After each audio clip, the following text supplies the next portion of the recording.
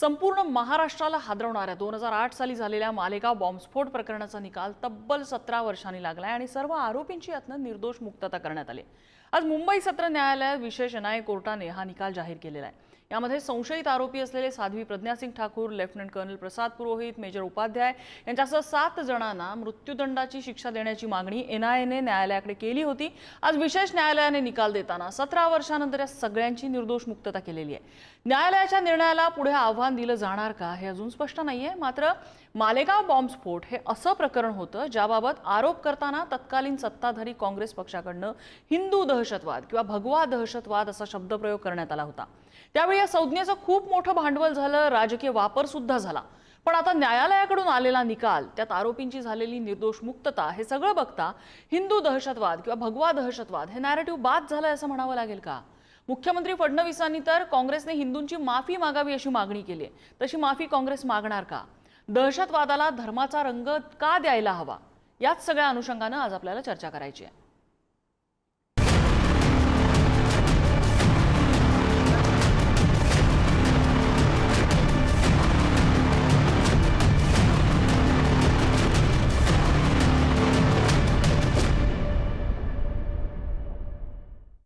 आणि या संदर्भातल्या चर्चेत आपल्यासोबत सहभागी होत आहेत माजी खासदार आणि एमआयएमचे नेते इम्तियाज जलील, अभिनव भारतचे अध्यक्ष मिलिंद जोशीराव आपल्यासोबत आहेत, वकील ॲडव्होकेट प्रकाश सलसिंगीकर आहेत, भाजपचे नेते गणेश खणकर आणि काँग्रेसचे प्रवक्ते गोपाल तिवारी या चर्चेत सहभागी होत आहेत। चर्चेकडे वळण्यापूर्वी सत्ताधारी विरोधक यांच्या काही प्रातिनिधिक प्रतिक्रिया आपण बघूया। काँग्रेस प्रणित यूपीए सरकारने हिंदू दहशतवादाचा, भगव्या दहशतवादाचा जो खोटा नरेटिव्ह सेट करण्याचा प्रयत्न केला होता आणि निवडणुकीमध्ये अल्पसंख्याकांचं लांगुल चालन करण्याकरता हिंदू आतंकवाद आहे, भगवा आतंकवाद आहे अशा प्रकारचा जो प्रचार आणि प्रसार केला होता तो आज किती खोटा होता हे उघड झालेलं आहे। खरं म्हणजे ज्यांच्यावर त्यांनी कारवाई केली त्यांची तर त्यांनी माफी मागितलीच पाहिजे, पण सगळ्यात महत्त्वाचं संपूर्ण हिंदू समाजाची काँग्रेसने माफी मागितली पाहिजे। आता दुसरी गोष्ट आहे की कोणीतरी बॉम्बस्फोट केला, मग यांनी नाही केला तर कोणी केला? मग का आपोआप झाला? आरडीएक्स कोणीतरी आणलं का? आरडीएक्स काही सब्जीमध्ये मिळतं का? कोणीतरी कट करून हे सगळं केलेलं आहे। कट कोणी केला हे काही सांगत नाहीत। पण एक लक्षात घेतलं पाहिजे की एनआयए शेवटी कुणाच्या नेतृत्वाखाली काम करतं? एनआयए हे अमित शहा यांच्या नेतृत्वाखाली काम करतं। तुम्ही काय अपेक्षा करणार? त्यामुळं अत्यंत दुर्दैवी घटना आहे की मुंबईचा बॉम्बस्फोट असेल, ही घटना असेल, कोणी दोषीच नाही आहे। तुम्ही त्या जी माणसं मृत्युमुखी पडलीत त्यांना काय सांगणार तुम्ही? समझौता ब्लास्ट किसने किया नहीं मालूम, मक्का मस्जिद का ब्लास्ट किसने किया नहीं मालूम, मुंबई ट्रेन ब्लास्ट किसने किया नहीं मालूम, 2006 मालेगांव किसने किया नहीं मालूम, 2008 किसने किया नहीं मालूम। तो फिर कौन है? अगर वाकई में जिन लोगों ने ये किया है वो तो खुले फिर रहे हैं। फिर हम मोटा मोटा सवाल यही कर रहे हैं कि क्या मोदी सरकार, क्या महाराष्ट्र की सरकार सुप्रीम कोर्ट जाकर इस जजमेंट पर स्टे लगाएगी, नहीं लगाएगी? आणि खरंच या घडीचा प्रश्न आता असदुद्दीन ओवैसी यांनी जो प्रश्न उपस्थित केलेला होता की 2006 ते 2008 या काळामध्ये ही 4-5 बॉम्बस्फोटाची प्रकरणं झालेली होती ज्याच्या अनुषंगाने हिंदू दहशतवाद किंवा भगवा दहशतवाद ही संकल्पना पुढे आलेली होती। ती योग्य अयोग्य हा चर्चेचा वेगळा भाग आहे, पण या सगळ्या प्रकरणांमध्ये आरोपी निर्दोष सुटत असताना हे कोणी केलं हे समोर आलेलं नाहीये, हे चित्रात आलेलं नाही। आपण सुरुवातीला इम्तियाज जलील यांची प्रतिक्रिया घेऊया।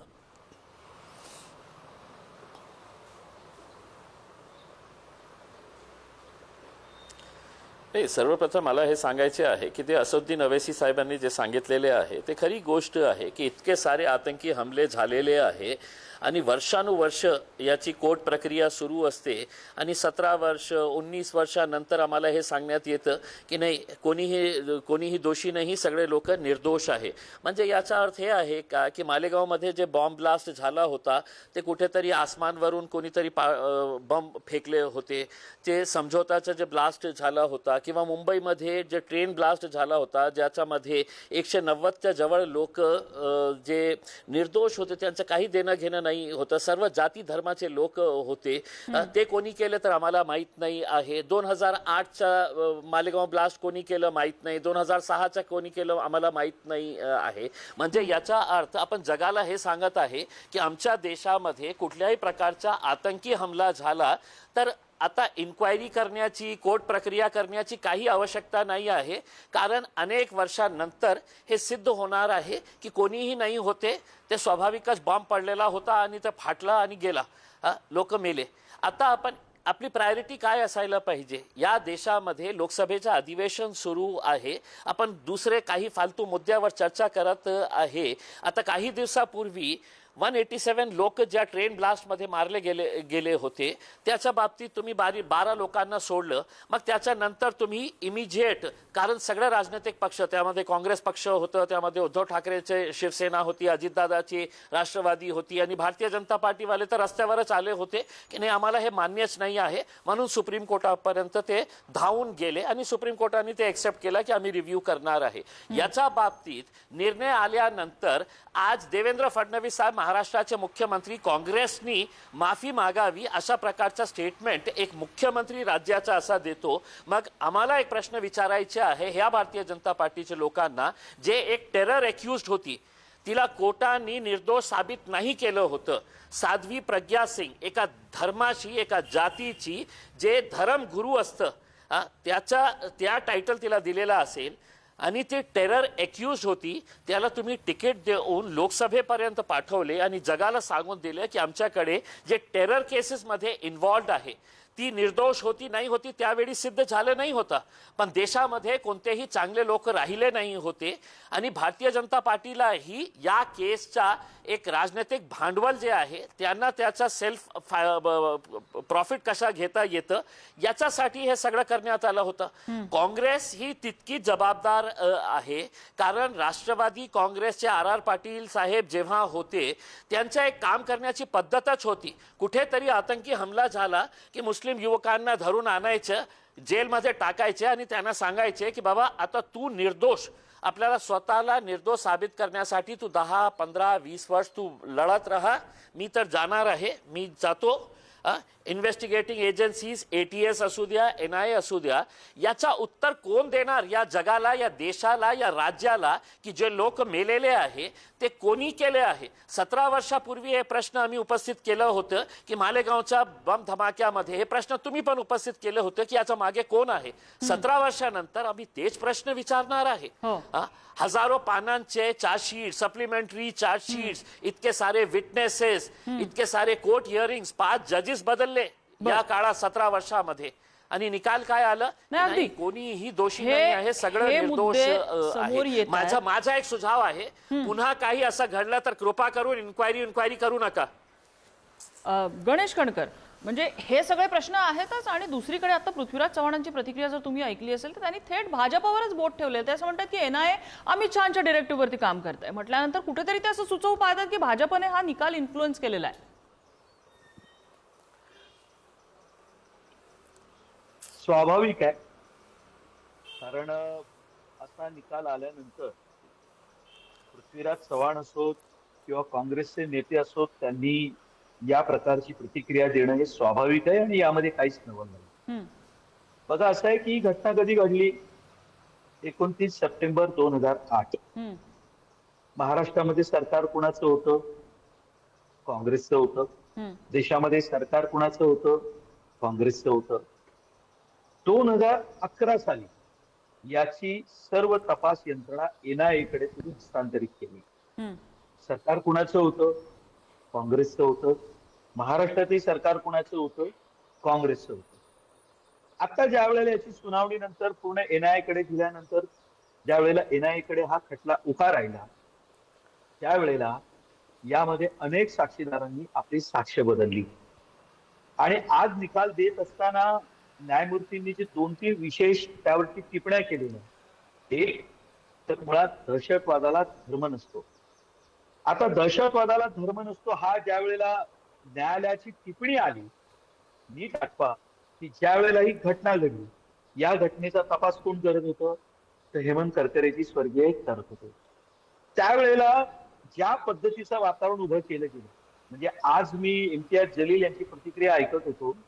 जलीलजी, तुम्ही थोडस जर मागे गेलात आणि तपासून पाहिलं तर काँग्रेसचे सुशील कुमार शिंदे असो, पी चिदंबरम असो, की त्यावेळेचे नेते असो, किंवा केंद्रामध्ये नेहमी हिरिहिरीनं बोलणारे कपिल सिब्बल असो, यांच्या प्रतिक्रिया कधीतरी त्या काळातल्या जाऊन एकदा तपासा.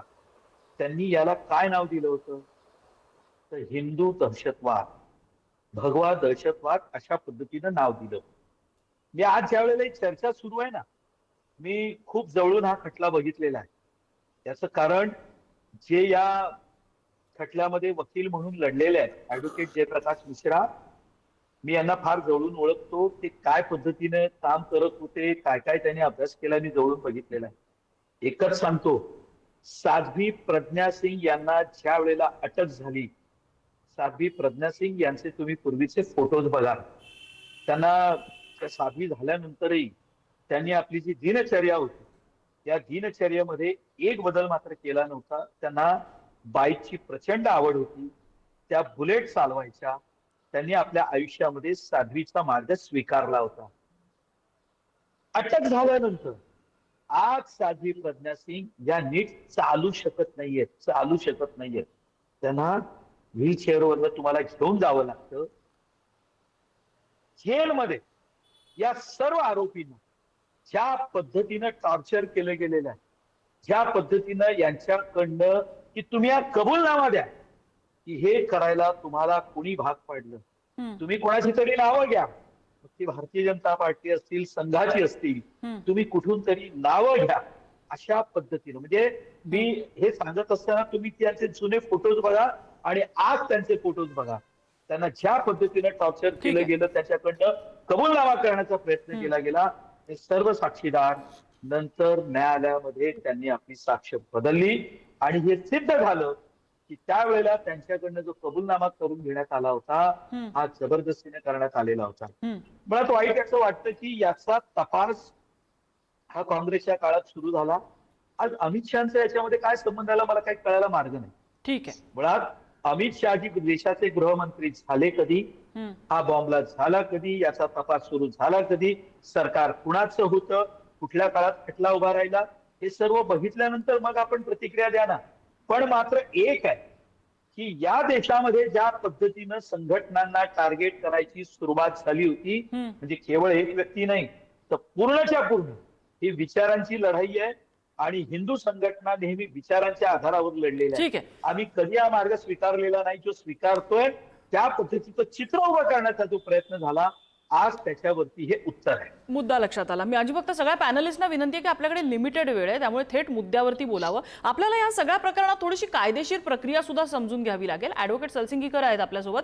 सर, ह्या संपूर्ण प्रकरणामध्ये म्हणजे क्लेम दोन्ही बाजूकडनं असा केला जातोय की मग स्फोट केला कुणी, तपासामध्ये बऱ्याच त्रुटी राहिलेल्या आहेत, हे तर न्यायालयाने सुद्धा सांगितलेलं आहे.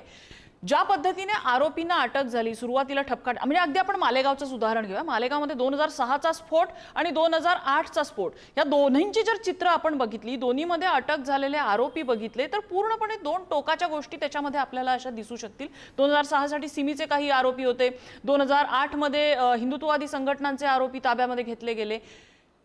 कुठेतरी सुरुवातीपासूनच दिशा भरकटवली जात होती या तपास यंत्रणांची किंवा तपासाची.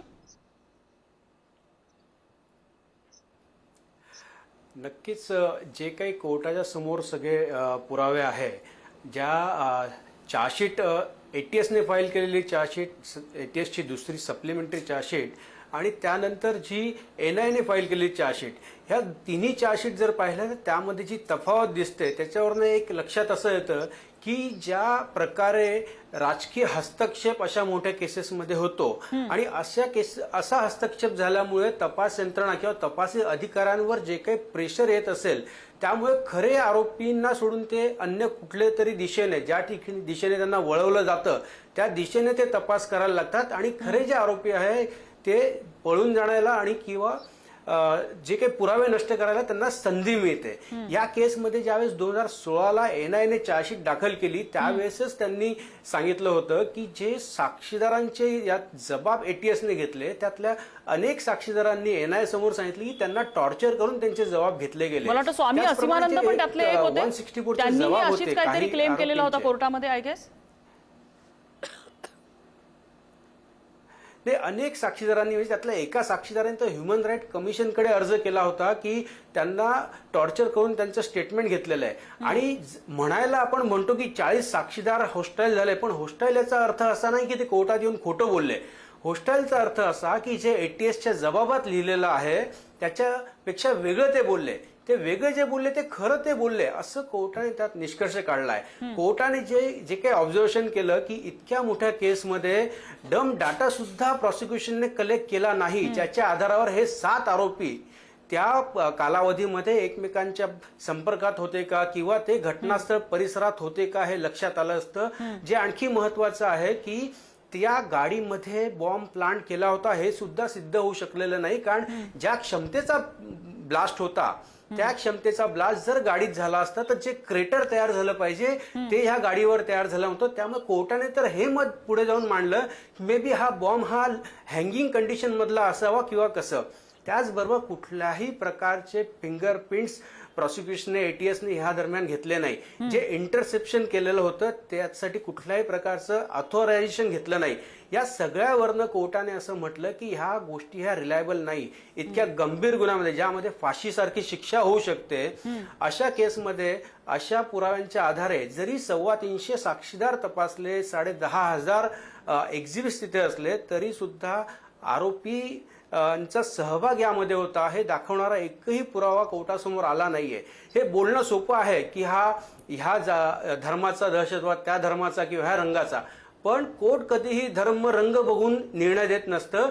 तर कोर्टासमोर जे काही साक्षी पुरावे आले त्याच्यावरनं कोर्टाने निष्कर्ष काढला की प्रॉसिक्युशन प्रूव्ह करू शकले नाही की नेमकं आरडीएक्स आलं कुठून, त्यात ते असेंबल कोणी केलं, ते घटनास्थळापर्यंत कोणी पोहोचवलं आणि कोणी ते तिथे एक्सप्लोर केलं. ह्या केसमध्ये जे घटनास्थळावरनं पार्टिकल्स जमा केले गेले त्यामध्ये आरडीएक्सचं कंटेनर सुद्धा तिथे मिळालेलं नाही. फॉरेन्सिक एक्सपर्टने ऍडमिट केलेलं आहे की विदाऊट कंटेनर, विदाऊट बॅटरी आणि विदाऊट वायर कुठलाही स्फोट होऊ शकत नाही, पण घटनास्थळावर असे कुठलीही बाब मिळालेली नाहीये. त्याचप्रमाणे कोर्टाने हे सुद्धा ऑब्झर्व केलं की इतक्या अशा केसमध्ये केस सुद्धा प्रॉसिक्युशनने बनवलेला नाहीये. त्यामुळे ज्या काही त्रुटी ह्या सगळ्या याच्यामध्ये आहे त्या खरंच त्रुटी चुकून झाल्या, दबावाने झाल्या की जाणून बुजून केल्या. कारण जर आरोपी जे आज समोर आहेत ते जर खोटे त्यांना गवलेलं आहे तर नक्कीच ह्या चुका जाणून बुजून केलेल्या असाव्या असं आपण म्हणू शकतो. हो नाही, आणि अगदी हे काही फक्त हिंदू आरोपींच्या विरोधात नाहीये. जसं आता इम्तियाज जलील यांनी उल्लेख केलेला होता सुरुवातीला. आता मुंबईचा 7-11चा जो प्रकार झाला त्यामध्ये अनेक मुस्लिम आरोपी निर्दोष सुटलेले आहेत. जर माझा डेटा चुकत नसेल तर मी काढलेल्या माहितीनुसार जो मक्का मशीद हैदराबादचा स्फोट झाला त्यामध्ये अनेक मुस्लिम तरुणांना सुरुवातीला अटक झालेली होती, त्यानंतर अनेक हिंदू कार्यकर्त्यांना सुद्धा अटक झालेली होती. आणि या सगळ्या प्रकरणात हिंदू कार्यकर्ते अटक झाल्यानंतर सुद्धा अनेक मुस्लिम तरुण जे तुरुंगात होते त्यांची नंतर निर्दोष मुक्तता करण्यात आली होती आणि त्यांना भरपाई द्यावी लागलेली होती चुकीच्या पद्धतीने त्यांच्यावर आरोप केल्यामुळे. तर त्यामुळे ही एकाच बाजूची स्टोरी अशी आहे अशातला भाग नाही, दोन्ही बाजूचं नॅरेटिव्ह सेम आहे, मात्र त्याचं राजकीय वळण कुठल्या दिशेने जाते.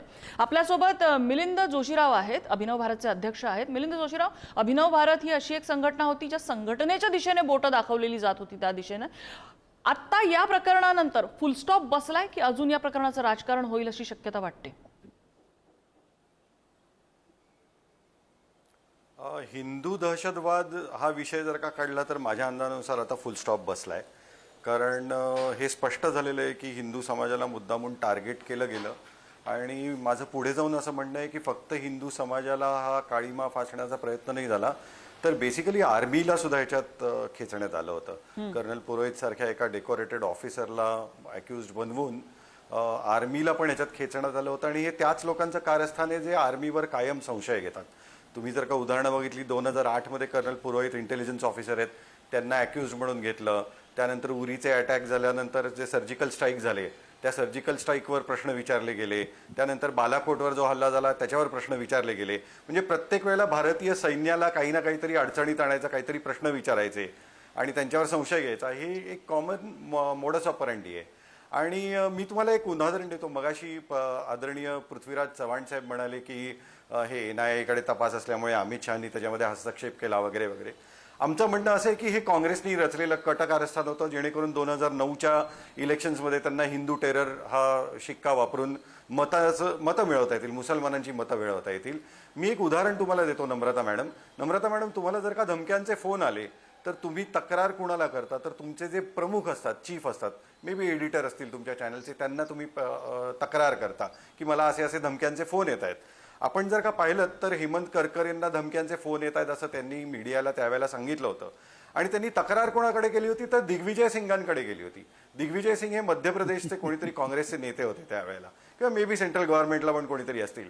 पण एका IPS अधिकाऱ्यांनी त्याच्या वरिष्ठाला तक्रार करण्याच्या ऐवजी दिग्विजय सिंगांकडे तक्रार का केली? म्हणजे हे काँग्रेसचं कनेक्शन काय होतं की करकरेंना दिग्विजय सिंग जवळचे वाटत होते आणि त्यांचे वरिष्ठ अधिकारी, IPS अधिकारी जे कोणी असतील, महाराष्ट्राचे DG असतील, DIG असतील, हे जवळचे का वाटत नव्हते? असे अनेक प्रश्न आहेत ज्याची कनेक्शन्स लागतात, ती डायरेक्ट थेट काँग्रेसकडे जातात.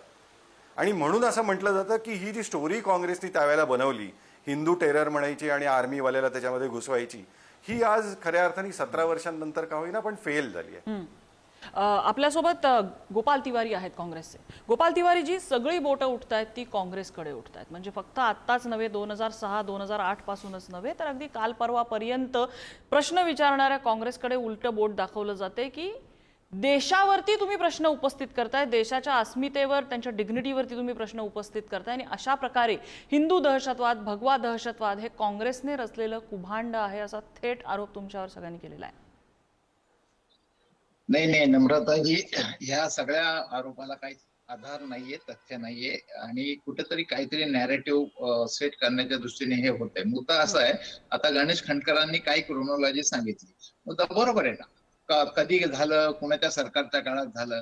मुद्दा असा आहे की हेमंत करकरे आणि त्यांचे सहकारी या तपासाचा प्रकरण करणारे सगळे हिंदू होते, त्याच्यात तर कोणी काही प्रश्न नाही. आणि मुळात प्रशासन, कोर्ट आणि पोलीस अधिकारी आणि सैन्य यांना धर्म जात नसतं, पण तरी देखील हे जर सगळे हिंदूच होते आणि त्या पद्धतीने जे हेमंत करकरेंनी हा तपास केला, जी व्यक्ती आपल्या कर्तव्यात पूर्ण करताना जीवाची पर्वा करत नाही, जेव्हा मुंबईत त्या अतिरेक्यांना समोर जात असताना आपण सगळ्यांनी पाहिलंय की त्यांनी तिथे चिलखत घालून ते समोर गेलेले, जी व्यक्ती कर्तव्याला सामोरं जात असताना जीवाची पर्वा करत नाही, त्या व्यक्तीवर आपण संशय व्यक्त करणार आहोत का? त्यांनी त्यावेळेला लॅपटॉप पासून अनेक पुरावे त्या ठिकाणी उभे केले होते. मुळात असं आहे की त्यांनी पोलिसांचं काम केलं, पोलीस यंत्रणेवर आपण दोष देणार आहोत का? मग पोलिसांनी जर पोलिसांचं काम केल्यावर पुढची बाजू असते ती सरकारी वकिलाची असते. सरकारी वकील कोण होते? मग त्या ज्या रोहिणी सॅलियन ज्या आहेत त्या सरकारी वकील, त्यांना का बदलण्यात आलं? मग त्यांनी तर जाहीर आरोप केलेले, टाइम्स ऑफ इंडियाची बातमी याच्यामध्ये त्यांनी मुलाखत दिलेली आहे की त्यांना NIA कडनं जेव्हा सत्तांतर झालं 14 नंतर, तेव्हा मोदी सरकार, अमित शहा जे काही आले, त्याच्यानंतर त्यांना ह्या प्रकरणात दबाव येत होता. त्यांनी स्पष्ट मुलाखत दिलेली आहे. का बरं त्यांच्या विरुद्ध कारवाई केली नाही जर खोटं बोलत असते तर? त्याच्यानंतर जे काही रसाळ म्हणून जे पब्लिक प्रॉसिक्युटर आहे त्यांच्याकडे जेव्हा हँड ओव्हर केली, तेव्हा 2 गोष्टी झालेल्या आहेत. रामजी लाल सारंग हा त्या ठिकाणी त्याचे जे जबाब नोंदले, तेव्हा स्फोटके पुरवण्याची कामगिरी, कृत्यांची त्यांनी कबुली दिली आहे दंडाधिकाऱ्यांसमोर. तो जबाब कुठे? मग त्याच्यानंतर जर त्यांच्याकडनं केस काढून घेतली तर कोर्टाकडनं त्यांना फोन जात होते की NIAचे तर फोन जातच होते, परंतु कोर्टाकडनं फोन जात होते की तुमच्याकडे ते 7-8 जबाब कुठे ते? तर ते म्हणले ते मी दिलेच सगळ्या NIAच्या अधिकाऱ्यांच्या समोर. रसाळ म्हणून नवीन पब्लिक प्रॉसिक्युटर त्यांच्या हातात दिले. मग रसाळांना कोर्टात सांगायची वेळ येते की नाही ते जबाब आहे, आम्ही देतोय. मग ते जबाब जर होते तर का कोर्टाच्या समोर दाखल केले नाही? आणि आज कोर्टाने निकाल काय दाखल हे केला की हे पुरावे दाखल करून दिले नाही, म्हणजे प्रॉपर पुरावे त्या ठिकाणी मांडले नाही. मग ही जबाबदारी कोणाची होती? तर सरकार जर जर आलं तर शेवटी या दहशतवादाला, अतिरेकेला ठीक जात आहे धर्म गोपाल नसतो. तिवारीजी, आणि तुम्ही त्या तुम्ही जे ठिकाणी- म्हणताय आणि- त्यानुसार आणि- तपास त्या योग्य ठिकाणी- दिशेने झाला नाही, त्या ठिकाणी तपास योग्य असे दिशेने मात्र- झाला नाही आणि त्यामुळे आजचा हा निकाल बघायला मिळाला. मुद्दा लक्षात आला. मला जोडून ह्याला जोडूनच एक प्रश्न विचारायचा आहे मला तुम्हाला. नाही मला तुमचा मुद्दा महत्वाचा की पॉइंट माझा तुमच्या लक्षात आला. मला ह्याला जोडून तुम्हाला प्रश्न विचारायचा आहे गोपाल तिवारीजी. धर्मनिरपेक्ष पक्ष आहे काँग्रेस, हिरवा दहशतवाद नसतो असं म्हणणारा आहे काँग्रेस. त्या काँग्रेसने हिंदू दहशतवाद, भगवा दहशतवाद ही संकल्पना कुठल्या थिअरीवर बेसिस आणलेली होती, कुठल्या थिअरीवर बेस्ड आणलेली होती? असीमानांचा जबाब बघा. असीमानांनी कबूल केलेले, असीमानांनी कबूल केलेले, याच्यात हिंदुत्ववादी संघटना होत्या, स्पष्ट कबूल केलेले. असं काय बोलताय आपण? हे कुणीच्या आधारे कबूल केलंय? होय, त्यांनी असीमानंदनी कबूल केले. टाइम्स ऑफ इंडियाचं पूर्ण इंटरव्ह्यू 2015चा पेपर आहे माझ्याकडे. त्याच असीमानंदनी दावा केलेला होता कोर्टाकडे की माझ्यावरती दबाव आणला जातोय. दुसरं माझं एक साधी गोष्ट आहे, साधी. जर मुंबई बॉम्ब ब्लास्टच्या घटनेमध्ये सगळ्या आरोपींना निर्दोष केलं, त्याबाबत पण फडणवीस आणि सरकार म्हणते आम्ही अपिलात जाऊ. जर अपिलात गेल्याने काय असं होणार आहे? एक संधी अजून होईल आणि कोर्टाच्या निष्कर्षावर, कायद्याच्या निष्कर्षावर परत दूध का दूध पाणी का पाणी होईल. परंतु आताच अशी स्वतःची पाठ ठोकून घेणं आणि काँग्रेसवर दुष्ण देणं हे आज देशापुढे, राज्यापुढे अनेक ज्वलंत विषय आहेत. त्याच्याकडनं हे सगळं नॅरेटिव्ह हटवण्यासाठी या सगळ्या गोष्टी अशा कुठल्यातरी त्या आरोपाला काही तथ्य, अजिबात तथ्य नाही, अशा प्रकारचे आरोप करण्यामध्ये एकदम चूक आहे. आणि करकरे सारख्या माणसांना आता समजेल ना, जर अजित पवार जर एनसीपीचे त्या सरकारमध्ये आहेत, धर्मनिरपेक्ष सरकार बनवणारे, तर काँग्रेस, राष्ट्रवादीची आणि अजित पवारांची काय भूमिका याविषयी? ते तर स्पष्ट वारंवार बोलतात आम्ही धर्मनिरपेक्षता सोडली नाही म्हणून. मग आता धर्म जात बघून तुम्ही कुठल्या केसमध्ये अपील करायचं आणि कुठल्या केसमध्ये अपील नाही करायचं हे ठरवणार, तर स्पष्ट सांगा की आम्ही संविधानिक शपथ घेतली मुख्यमंत्री पदावर बसताना, त्याला आम्ही धरून वागणार नाही म्हणून. हे काय नाही, मुद्दा एक आहे की आतापर्यंत आपल्या या चर्चेच्या पूर्वार्धामध्ये एक लक्षात आलंय की सगळ्यांचंच असं म्हणणं आहे की तपास योग्य दिशेने झाला नाही. भले मग तिथे हिंदुत्ववादी आरोपी असू दे किंवा हिंदुत्ववादी आरोपीनं निर्दोष मुक्तता असू दे, कुठल्याही बाजूने तपास योग्य दिशेने झाला नाही. ह्या गोष्टीवरती आपलं एकमत झालं. एक छोटासा ब्रेक घेऊया. ब्रेक नंतर पुन्हा आपण परत येतोय की दहशतवादाला रंग देऊ नये असे म्हणणारे जेव्हा दहशतवादाला रंग देऊ पाहतायत, तर ते नॅरेटिव्ह काय आहे आणि ते राजकीय नॅरेटिव्ह नाहीये का? भगवा दहशतवादाचं नॅरेटिव्ह जे सेट झालेलं होतं ते आजच्या कोर्टाच्या, मालेगाव स्फोटासंदर्भातल्या कोर्टाच्या निकालाने ते नॅरेटिव्ह बाद झालंय का, याविषयी आपण चर्चा करतो. इम्तियाज जलील यांच्याकडे जाणार आहे. इम्तियाज जलील, ब्रेक पूर्वी आपण जी चर्चा करतो त्यामध्ये एका गोष्टीवरती एकमत आहे की तपास योग्य दिशेने झाला नाही. मग तो निर्दोष मुक्ततेसंदर्भात असू दे किंवा आरोपी अटक करण्यासंदर्भात असू दे, कुठेही तपासावरती दोन्ही बाजूंची प्रश्नचिन्ह आहेत. यामध्ये आरोपींवरती, तपास यंत्रणेवरती दबाव होता का, तर दोन्ही बाजू असं म्हणतात की दबाव होता. मग तो जबाब फिरवण्यामध्ये असू दे किंवा जबाब घेण्यामध्ये असू दे. या सगळ्यामध्ये एक गोष्ट आहे की दहशतवादाला रंग देणं ही जी कॉन्सेप्ट आहे, त्या दहशतवादाला रंग देणं आपण अजूनही म्हणतो की दहशतवाद हा दहशतवाद असतो, त्याला धर्म नाहीये, त्याला रंग नाहीये, जात पंथ नाहीये. मग त्यावेळेला हिंदू दहशतवाद किंवा भगवा दहशतवाद अशी संकल्पना राजकीय फायद्यासाठी आणली गेली किंवा तशी संकल्पना आणणं चुकीचं वाटतं? काय आहे की सगळे लोक जे आहे ना, सगळे राजनैतिक पक्ष आपल्या पॉलिटिकल ॲडव्हान्टेज असा आतंकी घटनामध्ये कशा घेऊ शकतं, हे सगळ्या राजनैतिक पक्षांनी आपापल्या स्तरावर ते करून घेतलेले आहे. मुंबईच्या ट्रेन धमाक्याच्या बाबतीत आपण बोललो तर 187 लोकांचा जीव गेला होता त्या ट्रेनमध्ये. आता अरेस्ट करण्यात आलेले जे लोक होते, 12 लोक जे 19 वर्ष जेलमध्ये होते, ते सगळं मुस्लिम समाजातले होते. आता जे मरणारे जे लोक होते ट्रेनमध्ये, ज्या बॉम्ब ठेवण्यात आला होता, ते सगळे लोक हिंदू समाजाचे होते का, एका विशिष्ट धर्माचे होते का? नाही. त्या ट्रेनमध्ये मरणारे लोक जे आहे त्याच्यामध्ये मुस्लिम समाजातलेही होते, हिंदू होते, ख्रिश्चन्स होते, पारसीज होते, सिख होते, हे सगळे लोक त्या ट्रेनमध्ये बसलेले होते. याचा अर्थ हे आहे की आपण जेव्हा जेव्हा अशा प्रकारची आतंकी घटना होते ना, तर आपण याच चर्चा करतो की आतंकाचा काही रंग नाही आहे. आणि या मुद्दा आज जे निकाल आला त्याच्या नंतर जे आज आपण मेन मुद्द्याला डायव्हर्ट करून चिदंबरमनी हिंदू टेरर, सॅफ्रन टेरर हे आणलं होतं. मला एकच प्रश्न विचारायचा आहे, जे लोक मेले आहे त्यांच्या परिवाराला आज आपण काय संदेश देणार आहे? आणि हे मला आणि तुम्हाला या चर्चेमध्ये भाग घेताना हे बोलणं खूप सोपं आहे की एव्हिडन्स नाही होतं, त्यांनी हे सबमिट नाही केलं होतं, पंचनामा बरोबर झालं नाही होतं. 17 वर्षानंतर आम्ही हे ऐकायला बसलेले आहे, 17 वर्षानंतर की नाही सगळे लोक निर्दोष आहे. जे बॉम्ब पडला होता ना ते आसमानवरून कोणी फेकलं होतं आणि कोणीही त्याच्यामध्ये दोषी नाही आहे. म्हणजे इतके सारे जे आतंकी हमले या देशामध्ये झालेले आहे. सरकार कोणाची आहे हे महत्वाचं नाही आहे. या देशामध्ये शहीद हेमंत करकरे सारखे अधिकारी होते. दुर्दैवाने आज ज्या राजनैतिक हस्तक्षेप या एजन्सीज मध्ये शिरलेला आहे, ते कोणतीही एजन्सी असू द्या, ते एन्फोर्समेंट डायरेक्टोरेट असू द्या, सीबीआय असू द्या, इन्कम टॅक्स असू द्या, NIA असू द्या, ATS असू द्या, ज्या ज्या राजनैतिक पक्षाची सत्ता असेल तर त्यांच्या खाली हे जे सगळे एजन्सीज पोस्टिंग कोणी तय करतं तर हेच लोक तय करतं. स्वाभाविक आहे. एक प्रश्न हे होतो की जे लोक मेलेले आहेत त्यांच्या परिवाराला आपण काय संदेश देणार.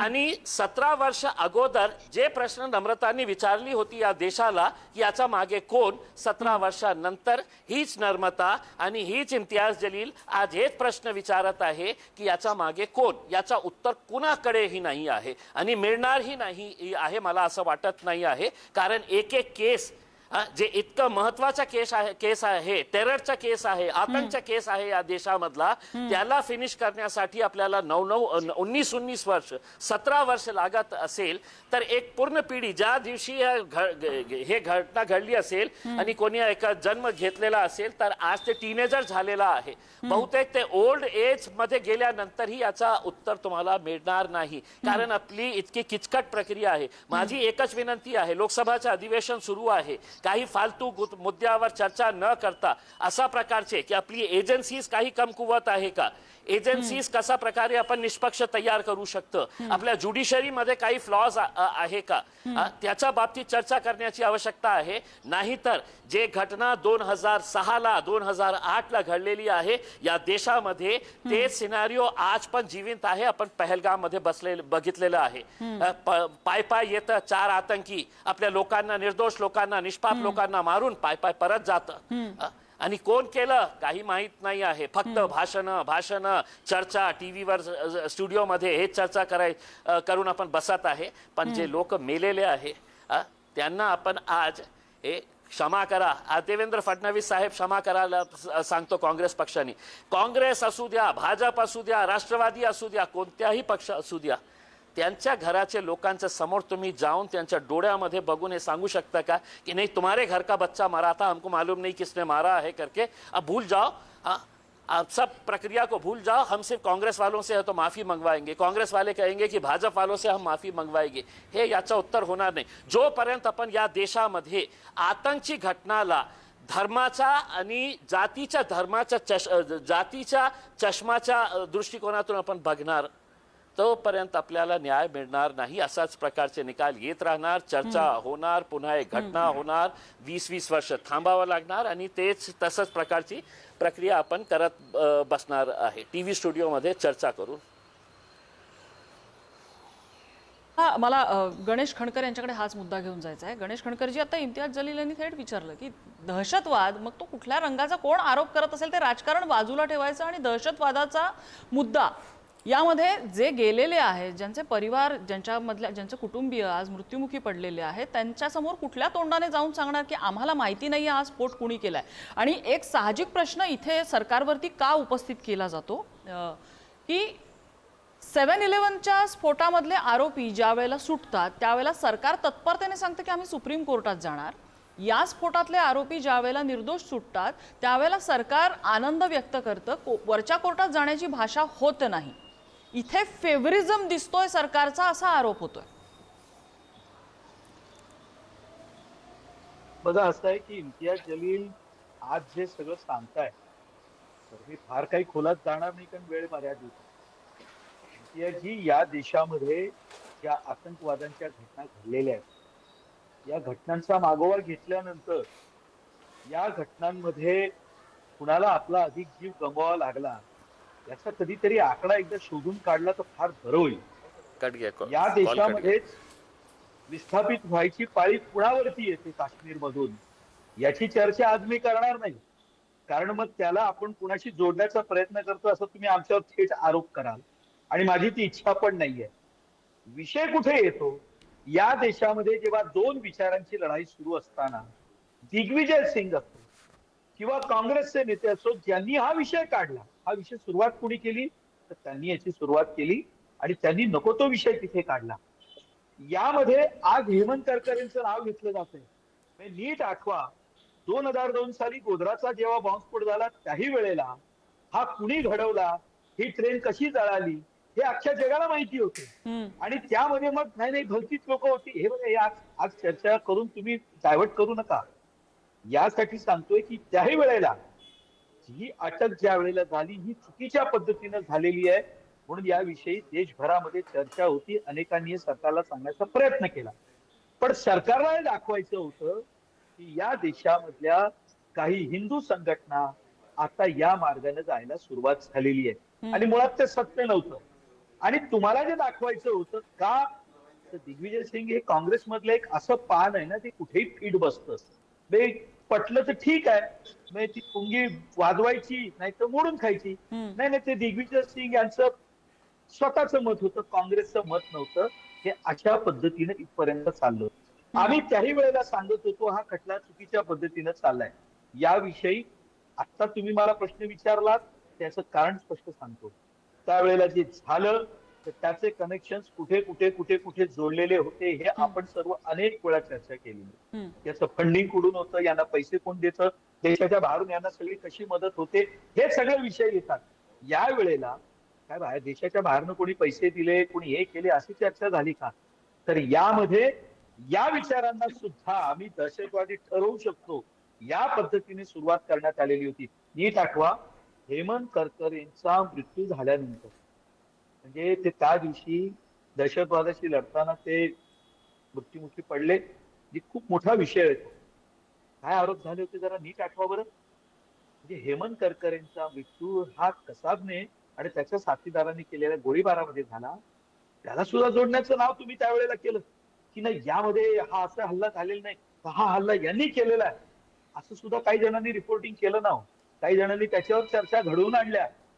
म्हणजे मला याचं आश्चर्य वाटतं की एक विचार ज्या वेळेला पराभूत होत नसतो त्यावेळेला त्या विचारावरती तुम्ही किती दोषारोप करणार आणि कुठे कुठे त्यांना तुम्ही यामध्ये तुम्ही सामील आहात, मग आम्ही या देशामध्ये या पद्धतीनं नवीन काहीतरी सुरू झालंय हे असं सांगण्याचा प्रयत्न करणार.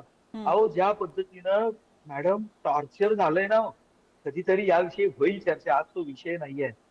म्हणजे ज्यावेळी त्यांना टॉर्चर केलं ती महिला मध्ये, म्हणजे मी आज नाही बोलू शकत त्या ठिकाणी, मला त्या गोष्टी काही माहिती आहेत, म्हणजे नाही बोलू शकत नाही. अगदी. आणि तुम्ही म्हणताय की अनेक गोष्टी अशा अंधारात आहेत, त्या गोष्टी प्रकाशात यायला हव्या, हीच तर अपेक्षा आहे इथे सर्वसामान्य ज्यांच्या घरच्या माणसांचा जीव गेलेला आहे, ज्यांचं रक्त सांडलेलं आहे, त्यांची तीच अपेक्षा आहे की सत्य काय आहे ते तर प्रकाशात यावं. आमच्या सगळ्या सोयऱ्यांचे जीव कुणामुळे गेले? माझा गोपाल तिवारींना प्रश्न आहे, थोडासा धाडसी प्रश्न, कदाचित याबाबत मला पक्षपाती पण म्हणू शकतात ऐकणारे, पण तरी सुद्धा मी थोडासा धाडसाने विचारते. गोपाल तिवारीजी, ज्या वेळेला इस्लामिक संघटनांप्रणित दहशतवादी हल्ले होतात, ज्यावेळेला पहलगाम सारख्या ठिकाणी तू हिंदू आहेस का म्हणून विचारून गोळी घातली जाते, त्यावेळेला तो इस्लामिक दहशतवाद नसतो, त्यावेळेला तो दहशतवाद असतो. पण ज्या वेळेला एखाद्या प्रकरणामध्ये हिंदू संघटनेचे कार्यकर्ते पकडले जात आहेत, त्यांच्यावरती संशय आहे, धडधडीत सत्य म्हणत नाहीये मी, त्यांच्यावर संशय आहे, त्याच्या काही दिवस आधी हिंदू दहशतवादी संकल्पना जन्माला येते आणि तुमच्याच पक्षाचे ज्येष्ठ नेते पी चिदंबरम हे सगळ्यात पहिल्यांदा 2010 मध्ये सभागृहामध्ये हिंदू दहशतवाद आहे, भगवा दहशतवाद आहे ही संकल्पना मांडतात. असा पक्षाचे नेते जे म्हणतात दहशतवादाला रंग नाहीये, काय म्हणायचं याला? किती दुटप्पीपणा आहे हा तुमच्या पक्षाचा? नाही, हे सगळं पेक्षा आपण मूळ मुद्द्यावर येऊ की हे तथ्य काय आहे. रामजी काल मला यामधलं सुद्धा तथ्य हवंय ना. याच्यामध्ये तथ्य नाही असं म्हणताय का तुम्ही? अडचणीत टाकणारा प्रश्न आहे का तुम्हाला अडचणीत टाकणारा प्रश्न आहे का? याच्यामध्ये तथ्य नाहीये की मी लॉजिकल प्रश्न विचारला आणि अडचण झाली? तथ्यावर नको बोलायला. मालेगाव ज्या लोकांना आज निर्दोष सोडले, ज्या लोकांना त्याच्यावर नको का बोलायला? मग रोहिणी ज्या सालियन यांना सरकारी वकिलांना का बदललं? त्यांनी जे 7 पुरावे तयार केले होते ते एनआयएने का दाखल केले नाही? नॉट अ सिंगल एक पुरावा एनआयएने 15 नंतर दाखल केला नाही, जो 7 ते 8 जबाब या ठिकाणी नोंदवले गेले होते. हे टाइम्स ऑफ इंडियाचं आर्टिकल आहे, मुलाखत आहे. जसे आरोप तुम्ही करतायत तसे विरोधी बाजूकडनं सुद्धा आरोप केले जात आहेत. विरोधी बाजूकडनं सुद्धा आरोप केले जात आहेत की ज्यामध्ये जे साक्षीदार होते त्यांना टॉर्चर केलं गेलं, त्यांचे जबाब चुकीच्या पद्धतीने नोंदवले गेले, त्यांनी कोर्टात जी बाजू मांडली आहे, जे म्हणतात की साक्षीदार सगळे फिरले, त्यांनी सत्य बाजू मांडली. तुम्ही म्हणताय साक्षीदार फिरले, ते म्हणतायत सत्य बाजू मांडली. सत्य अजूनही प्रकाशात आलेलं नाहीये गोपाल तिवारीजी. सत्य प्रकाशात आलेलं नाहीये ना या बाजूचं ना त्या बाजूचं. बोट कुणावर ठेवायचं हे न्यायालयाचा आदर ठेवून न्यायालयाने जिथं बोट ठेवलंय तिथे आपण बोट ठेवतोय. पण ज्या पद्धतीने ही चर्चा पुढे जाते, बोट कोणावर ठेवायचं ह्या खरंच आपल्याला उत्तर मिळालंय का हाच अजून प्रश्न आहे. पण मी जेव्हा तुम्हाला अडचणीत टाकणारा प्रश्न विचारला की काँग्रेस सारखा प्रश्न ज्या वेळेला वेळ येते हिंदूंवरती दहशतवादी म्हणून बोट ठेवण्याची तो बिनधास्त ठेवू शकतो, कसं काय? सेक्युलर पक्ष दहशतवादाला धर्माचा रंग कसा देतो? मग तुम्हाला स्वतःला सेक्युलर म्हणायचा काय अधिकार आहे? आणि संदीप डांगे गेले 17 वर्षात मिळाले का नाहीत अजून सुद्धा? रामचंद्र कालचंद्रा आणि संदीप डांगे हे दोन ऍब्स्कॉन्डिंग जे अक्यूज आहेत हे अजून सुद्धा 17 वर्षात मिळाले का नाहीत? तुम्ही मुंबई पोलिसांना स्कॉटलंड यार्डशी कंपेअर करता. 17 वर्ष झाली 2 लोक पकडता येत नाहीत तुम्हाला. आपण संशय घेताय का पोलिसांच्या कार्यक्षमतेवर राहिला? आणि हेमंत करकर यांच्या नाही आम्ही तुम्ही हेमंत करकरेंचं उदाहरण देताय. मी तुम्हाला ATS चे दुसरे अधिकारी मुजावर म्हणून आहेत. तुम्ही करकरेंचा धर्म काढलात. मी तुम्हाला सांगतो मुजावर म्हणून ATS चे अधिकारी आहेत. त्यांनी असं सांगितलं होतं की 26/11च्या हल्ल्यामध्ये रामचंद्र कालचंद्रा आणि संदीप डांगेला गोळी मारून बेवारस म्हणून जाळण्यात आले. गोपाल तिवारी, तुम्ही माझ्या प्रश्नाला थेट उत्तर देतच नाही. ठीक आहे, मिलिंद जोशीराव बोलतात. मिलिंद जोशीराव बोला. ज्या विषयावर बोलायला पाहिजे ते पण घ्या पहिले आणि मग त्याच्यावर एक मिनिट. मी मांडला तो विषय नाहीये का? ठीक आहे, माझ्याकडे अगदी शेवटची 2 मिनिटात. मिलिंद जोशीराव बोला. रामचंद्र काँग्रेसच्या प्रवक्त्यांनी हेमंत करकरेंचा धर्म काढलाय. काँग्रेसच्या प्रवक्त्यांनी हेमंत करकरे हिंदू होते असं त्यांचा धर्म काढलाय. मी त्यांना विचारतो की ATS चे अधिकारी मुजावर यांनी ऑन रेकॉर्ड सांगितलेलं आहे की रामचंद्र कालसंग्रा आणि संदीप डांगे ज्यांनी बाईक मालेगाव मध्ये पार्क केली हे दोघं जण 26/11च्या हल्ल्यामध्ये ATSच्या कस्टडीमध्ये त्यांना मारून टाकण्यात आलं आणि बेवारस म्हणून CST स्टेशनवर सापडलेत असं दाखवण्यात आलं. त्याबद्दल काय म्हणाल? मुजावरांचा काय धर्म काढाल तुम्ही आता? समोर जाऊन पकडले तरी अतिरेकी त्यांना तेवढी धमक ठेवली त्या सरकारने. समोर भिडले प्रसंगी जीवाची पर्वा नाही केली. आपण आरोप प्रत्यारोप यामध्ये करत राहिलो तर चर्चेला दिशा राहणार नाही. मला अगदी शेवटची कमेंट घ्यायची ऍडव्होकेट सलसिंगकर यांची. सलसिंगकर सर, यामध्ये एक आहे की इम्तियाज जलील यांनी जो मुद्दा सांगितला की मग हा स्फोट केला कुणी, याच्या जोडीने झालेले इतर स्फोट केले कुणी? कारण या प्रत्येक प्रकरणांमध्ये हे निर्दोष आहेत. या पलीकडे या पुढे निकाल आलेला नाही, या पुढे तपास गेलेला नाहीये. ह्या प्रकरणांचं पुढे काय झालं हा प्रश्न उपस्थित राहतो. सर्वसामान्य जे यामध्ये बळी पडलेले आहेत त्यांना कुठल्या तोंडाने सामोरं जायचं? आपण ठरवता का? धर्म बघून आपल्याला जायचं ठरवता तुम्ही?